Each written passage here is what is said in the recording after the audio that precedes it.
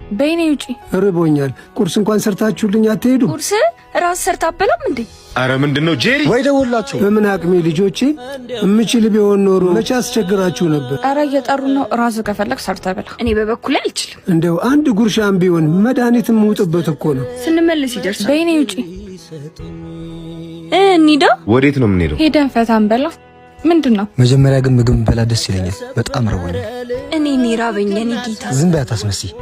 ምን በህይወትሽ ውስጥ ማስቀደም እንዳለብሽ እንኳን አታውቂ። ምን ነው? እዚህ ምድር ላይ ቅድሚያ የሚሰጠው ቤተሰብ ነው። ከዛም ሌላ ይመጣ። ነገ እኔም አንቺን አግብቼ አባት መሆኔ አይቀርም። ለአባትሽ ያልሰጠሽውን ክብር ለእኔ ስጭኛለሽ ብዬ አልጠብቅም።